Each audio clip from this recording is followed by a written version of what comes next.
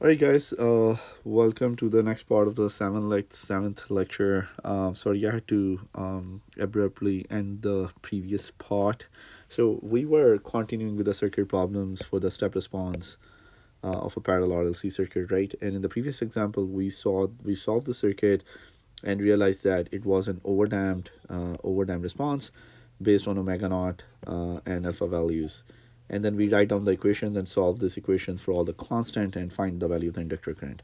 So we're going to continue with our some more example problems in the rest of this lecture as well.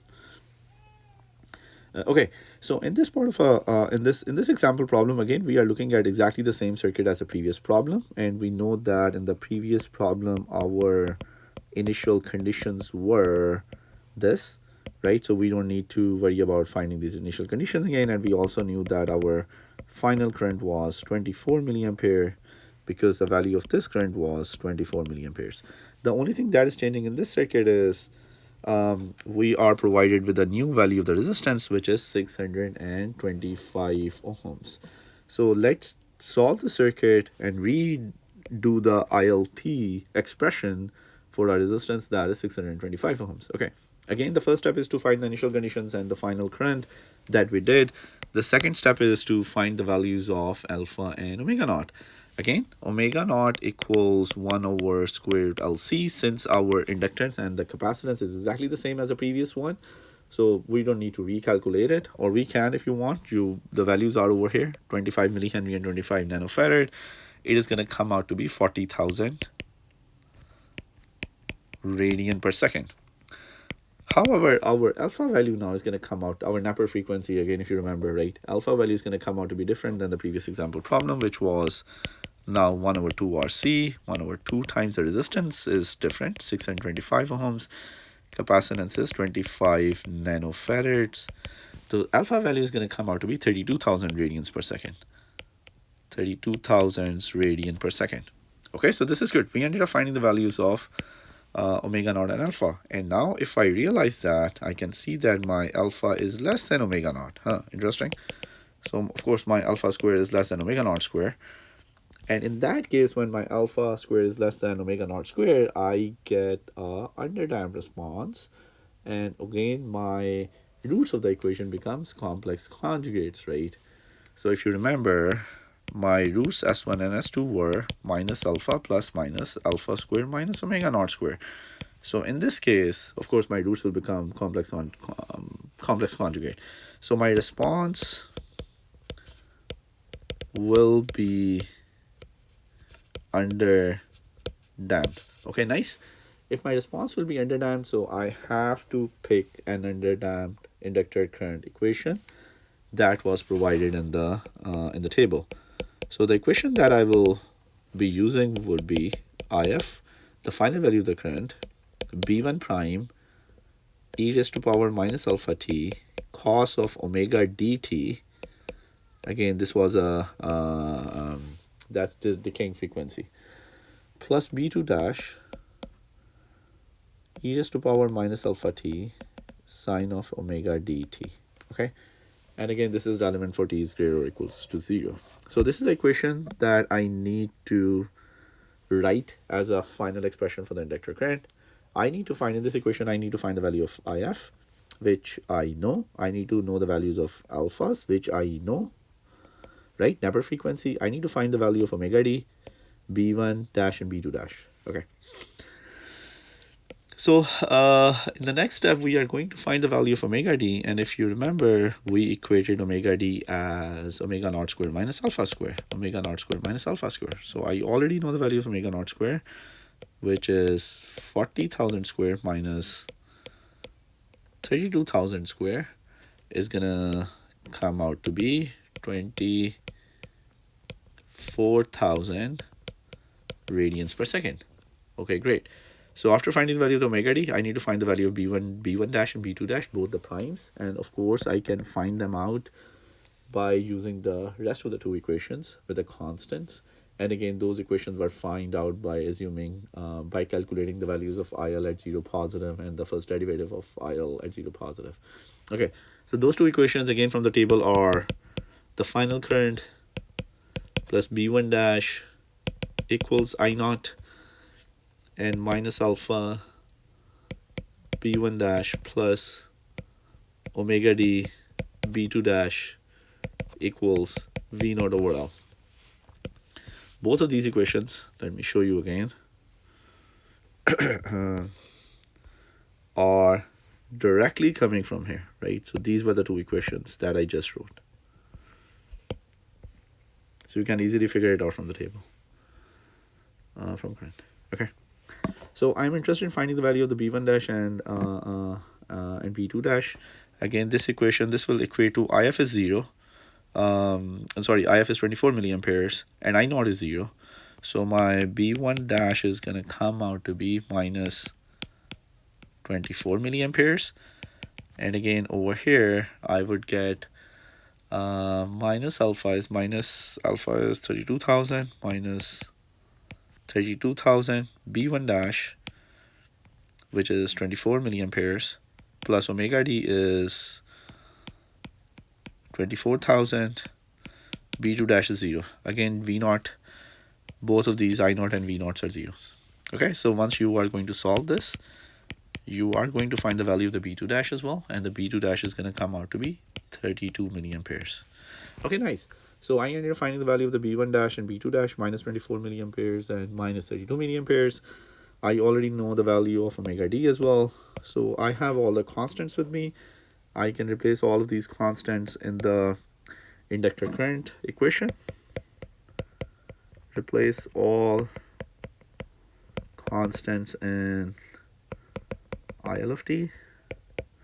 So my IL of t equation will become IF, which is 24 milliamperes, plus B1 dash. B1 dash is minus 24 milliamperes, times e raised to power minus alpha t. Alpha is 32,000 t, cos of omega d. Omega d is 24,000 t. Right, and then my second plus B2 dash. B2 dash is again minus 32 times e raised to power alpha t. E raised to power minus 32,000 t sine of 24,000 t. Right, and this is going to come out to be milliamperes. And again, this is all the way over here. Okay, so this is going to be your expression for the inductor current.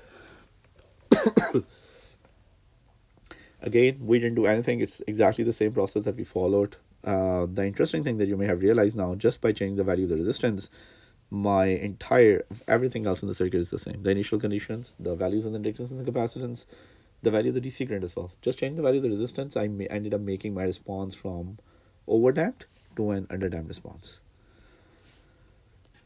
Now, interestingly, let's do another example for the similar circuit and see how the circuit will become critically damped. Again, we're going to change the resistance and we're going to realize that circuit is now performing as a critically damped.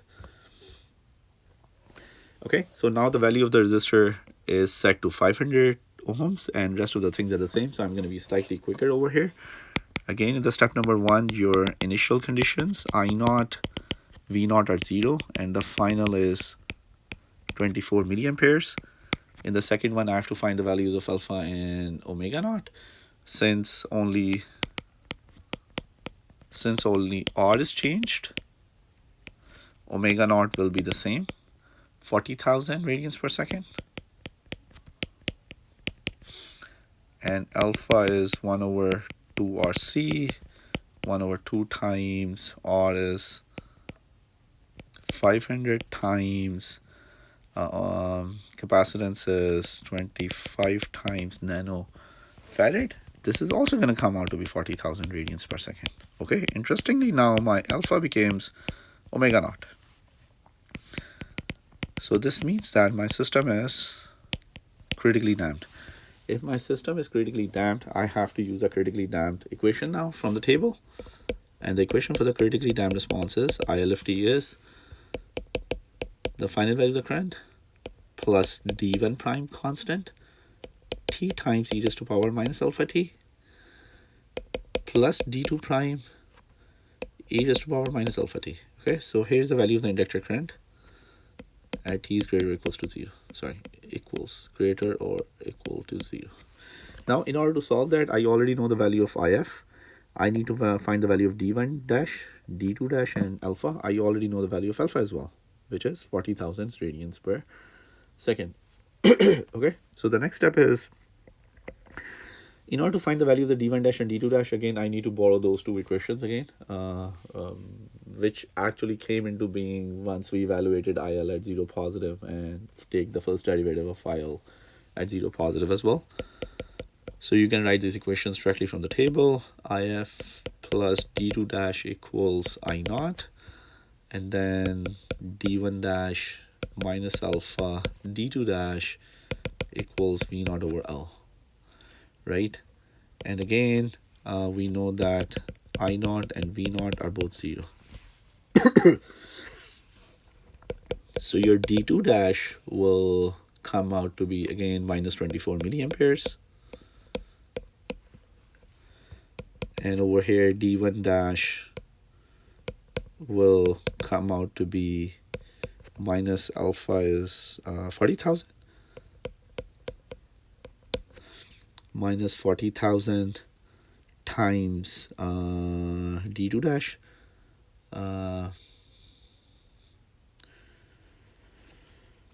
Plus 40,000 times D2 dash is minus 24 milliamperes. Okay, so D1 dash is gonna come out to be minus 960,000 milliamperes per second. Again, why this constant gets divided by the second, if you realize that, right, we have a multiple of t over here. Okay, after finding the value of the d1 dash and d2 dash prime, we need to put both of them back into the original equation, and your current is going to come out to be very smoothly 24 milliamps plus, this is not t, this is plus, right? So plus d1 dash is, what is d1 dash? Minus 960,000 minus 960,000 times t e raised to power minus 40,000 t plus d2. D2 is again minus 24 milliamperes, minus 24 times e raised to power minus 40,000 t. So there you go. So this is your value of the inductor current equation, and again this is milliamps. So again, in order to solve any of these circuits, a step response of a parallel RLC circuit, and I can see if I can do more examples. The very first thing is you need to find the initial conditions. You need to find alpha and omega naught values. Based on alpha and omega naught values, you need to figure out which response we are talking about, then use the relevant equation for that response. And then essentially you have to do is to find the constant in those, right? And we are talking about these prime constants. So in order to find the prime constants, you need to pick the relevant two equations for that particular response to find the prime constants, and then put everything back into this original equation. To get the final equation. Okay, so this is great. I wanna since so the great thing is that we solved exactly the same circuit, and in three different responses. So I want to show you in one of the example problems how all the responses physically look like. So for example, again, now we are comparing the three responses in case of a step response, right? And so the first part is first part of this problem is it is asking you to plot that all the three responses from 0 to 200 microseconds, right? All the three responses that we did examples: overdamped, underdamped, and critically damped. And then see how it looks like. So here is the final plot, right? On the y-axis we have IL in milliamperes. On the x-axis we have t in microseconds. Of course, if I will ask you to make any of these plots, I may allow you a graphical calculator. Otherwise, I won't ask you to make these plots. Or I may ask you to make some sort of a generic form of these plots in the exams. Anyhow, this is how it exactly looks like. As you can see that this one is an underdamped response, which is kind of overshooting a little bit from the final value. Here is an overdamped response, this loss line, and here is a critically damped response in the middle over here, right? So interestingly, our overdamped and critically damped response never kind of exceeds the final value, but underdamped response exceeds the final value as well. But this is how they all compare. But we wanna do some a little bit more understanding of how what sort of the inferences that we can extract out of the three responses. Okay, so let's do the part number B now. So part number B asks you can use the plots of A to find the time required for the IL to reach 90% of its final value, right? So since you have made this plot, you have to figure it out at what time it is going to reach its final value, IL. What was the final value of IL? The final value of IL is 24 milliamperes, right? What is the value of IF at 90%? It is going to be 0.9 times 24 milliamperes, and it is going to come out to be 21.6 milliamperes. So I am interested in finding the time at which my inductor current becomes 21.6 milliamperes, right? You can find it graphically from the plots, or by the way, you can also find it computationally by the equation. So for example, let me show you. Right, and this critically damped response that you just did, for example, all you need to do is over here replace the value of IL as 21.6 milliampere, 21.6 milliampere, replace the value of IL, and solve this entire equation for T. And this is going to give you a value of T at which you're going to get 21.6. And you can repeat this process for the critically damped, underdamped, and overdamped responses. Anyhow, coming back, so you can either do it graphically or you can do it computationally using the equation. But the idea is to find the value of the T at which the inductor current reaches 90% of its final value. Okay, so here are the results in case of overdamped response, right? So time in case of a overdamped response, OD is overdamped. It is going to come out to be 130 microseconds. In case of a underdamped response, it is going to come out to be 74 microsecond.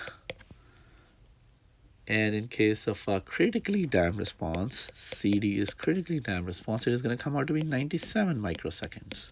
Okay, right? And again, you can get these values graphically or also computation numerically as well using the equations. Okay, so this is good. We ended up finding all the time values at which it reaches 90% of the final values. Okay, so you realize that when we are solving the circuits and saying that the current reaches its final, the final value of the current is 24 milliamperes, right? And it reaches at infinity. It's not literal infinity. We are talking about in 100 micro in around 100 microsecond, you have reached 90% of the value, right? So in very quickly it reaches the final value, practically speaking. Okay. let's solve for the C part now. So C part says that now you got the results from B. You have to figure it out which design you prefer, overdamped, underdamped, or critically damped, right? Such that your 90% of the value will be reached in the shortest time, right? You need to pick a design which will reach the final value as soon as possible, or 90% of the final value as soon as possible. I can see it, right? It is underdamped, right? Under 74 microseconds, underdamped response reaches 90% of its final value fastest, right? And this is 74 microseconds. D part. Which response would you specify in a design that must ensure that the final value of the current is never exceeded? Now I need to pick a design out of underdamped, overdamped, and critically damped, which has to make sure that my IL will never exceed a final value. I already know that my IL final value is 24 milliamperes. I need to pick a design which will never exceed a final value. In case of an underdamped response, in terms of settling down an underdamped response normally shoots above the final value before it kind of comes back, right? Underdamped response mostly shoots up the final value and then it comes down to its final value. But the good thing is that it reaches there as soon as possible compared to the other two responses. But the other two responses are usually not useful because they don't overshoot a final value. Okay, so in this plot, I can see that, sorry, critically damped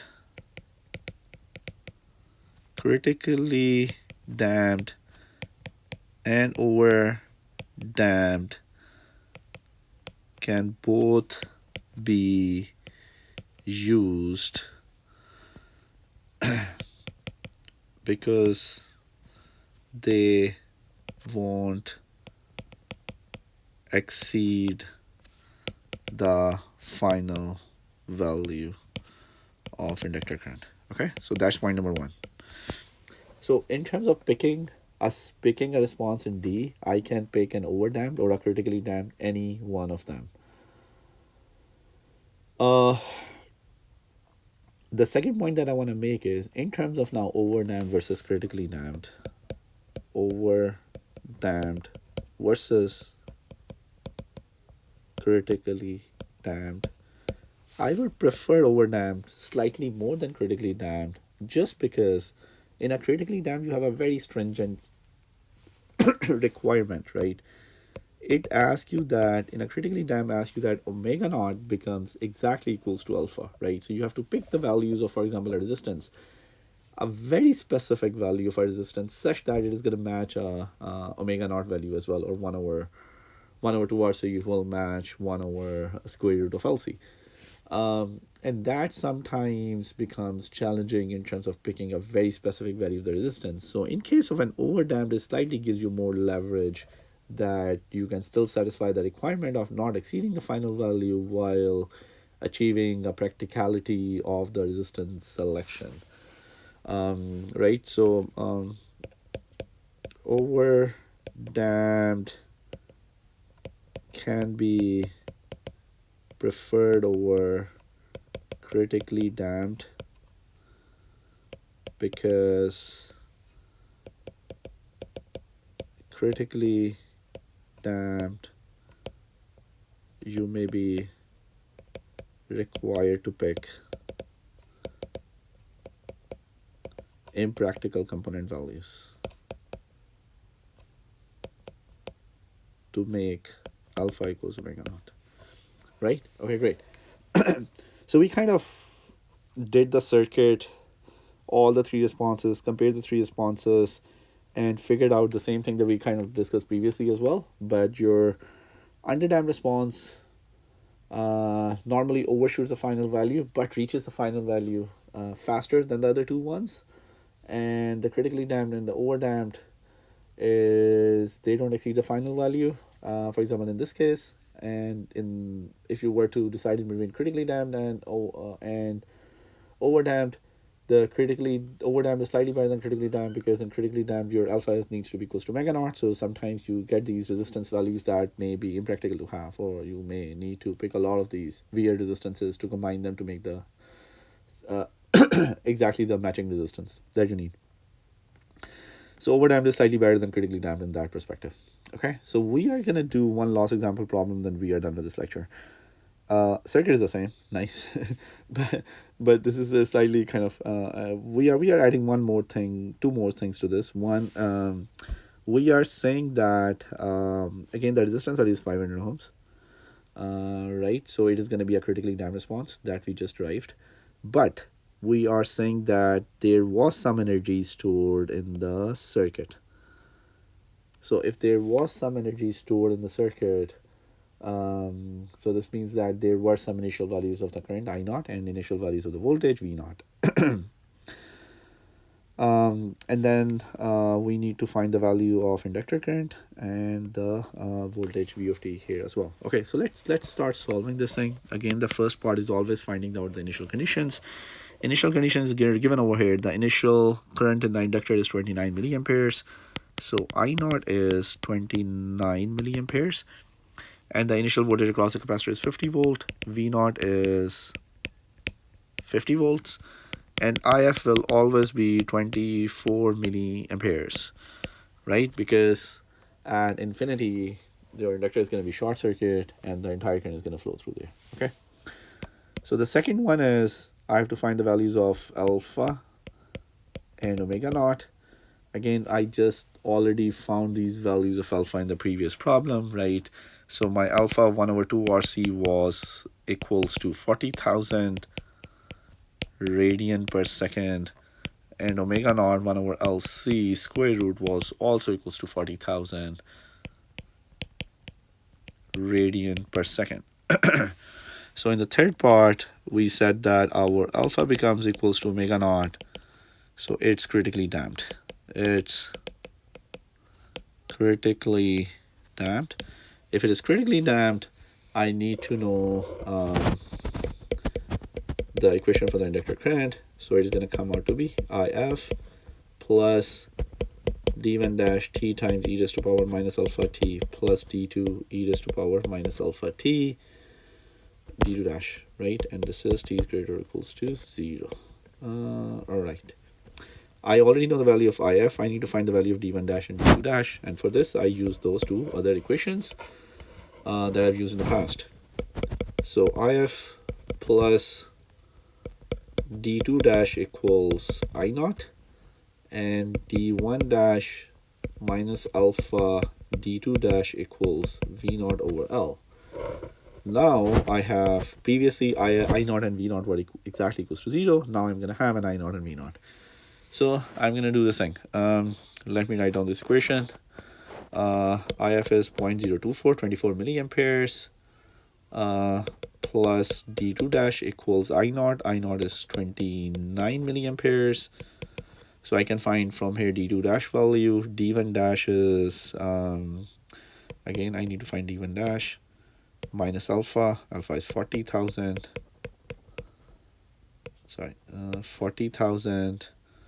D2 dash equals V naught is 50 divided by 25 millihenry. Okay, so once I'm going to solve both of these equations, the values that I'm going to get for d1 dash would be 2.2 into 10 to the 6 milliamperes per second, and d2 dash will be equals to 5 milliamperes per second. Okay, so I know all the constants to put down into this inductor current equation, so I am going to do exactly that now. Well, IL of t is going to become IF, which is 24 milliamperes. Then I'm going to have D1 plus D1 dash times T. Okay, yeah. Plus D1 dash 2.2 into 10 to the 6 milliamperes per second, e raised to power minus alpha t. Alpha is 40,000 T.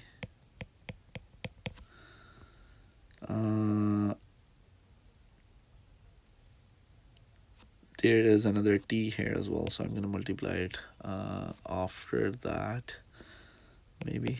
Okay, now plus d2 dash is 5 milliamperes times e raised to power minus 40,000 T, right? And this is all milliamperes, so this is going to become your inductor current equation. So once you find the value of the inductor current equation, you should be good to go. 1 second. Okay, yeah. Now the second part of the solution is asking for finding v of t for t is greater or equals to 0, right? In order to find the value of the v of t for greater or equals to 0, again, this is the voltage across the inductor, so I can do v of t equals L di by dt. So practically, I can just take a derivative of this thing, right? I can take a derivative on the next slide. Okay, so let me write down the equation again here as well. IL of t equals 24 minus 2.2 times 10 to the 6 t e raised to power minus 40,000 t plus 5 e raised to power minus 40,000 t. And again, this all is in milliamperes for t is greater or equals to 0. And what you need to do is to find v of t is L di by dt, right? Okay, so let's try to find this. L is a constant, which is 25 millihenry. So v of t is 25 millihenry times the derivative of 24 is of course going to be 0. So I am going to be left with 2.2 times 10 to the 6. And now these two terms, so I'm going to take a derivative of first and repeat the same thing, and then do the derivative of the second. While okay, so I'm gonna keep t as is, take the derivative of e raised to power minus 40,000 t, so minus 40,000, and then I'm gonna multiply it again by 2.2 times 10 to the 6 times now I need to keep this term as is and take the derivative of t, which is going to be 1 plus 5 times minus 40,000 e raised to power minus 40,000 t. Okay, great, finally. By the way, one more thing, I think this was a plus sign here, so I'm going to do a plus here. Okay. So if you were to solve this v of t, right, of course you can multiply this thing and you can take the commons out, minus 40,000 t, minus 40,000 t out. So you're going to be left with minus 2.2 times 10 to the 6 t times e raised to power minus 40,000 t plus 50 e raised to power minus 40,000 t volts. Okay, so by the way, whenever you kind of derive an expression which has a lot of these exponent terms and other things, you can always run a sanity check, right? I call this as a sanity check. So let's do a sanity check. Can we run a sanity check here? How? I already know the value of the initial condition v0, which was 50 volt, which practically means that this is v at 0, right, at 50 volts. So I can plug this number and see whether I get the same answer or not. V of t at t is equal to 0 is going to come out to be, I'm going to place, right, this t is going to make the whole first term 0, and the next one is going to become t e raised to power 0 is 1, 50 volts, right? So this is kind of a good brief sanity check that you can easily do to verify that your expression is at least reasonable or makes sense. Sounds good. So this is pretty much on the step response of the RLC circuits, and in this lecture we kind of talked about 3 different responses. Again, all you need to do is to remember this slide. Pretty nice and a useful table. You don't need to worry about, other than understanding some basics about the circuits, in terms of if you were to solve this RLC step responses, you would just need to worry about this slide. You should figure it out how to calculate all of these things. And literally, in any of these circuits, the first step is to find the initial conditions. The second step is to do alpha and omega naught values. And once you do alpha and omega naught values, right, once you do this alpha and omega naught values, figure out which response it is. And then those equations are written, right? Once you figure out which response it is, pick the main equation and find the constants. In order to find those constants, those equations are written there as well. So you need to pick those equations, put all the constants once you're going to find them in the original equation, and there you go. You're going to have your response. Again, if the circuit is asking to find anything else, for example, in the last problem, it asks you to find the voltage as well after finding the inductor current. That slide only has an inductor current equation, right? Then you can use some basic circuit principles to find the rest of the things, right?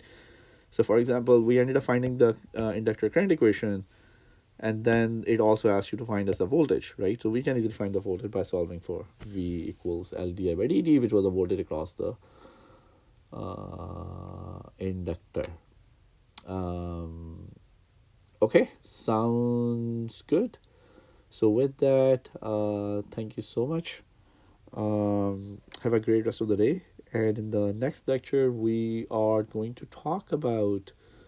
We have done a lot of parallel RLC circuit. In the next lecture, we're going to do a series RLC circuit where all the resistance, capacitance, and the inductance is going to be in series. And then we're going to find both the natural response and the step response. And we're going to realize that those could be modeled with the second order differential equations as well. And then we are going to solve those. But the great thing is that we have already gone through this kind of a long exercise of how to get the second order differential equation, what sort of the solutions will look like, and how to quickly get to those solutions as we did in a step response in a direct way with a forcing function and everything, right? So we're gonna borrow on a lot of these concepts and very quickly do the series RLC circuits with and do both the step response and the natural response in the next lecture. So with that, thank you so much. Have a great rest of the day. Thank you. Bye bye.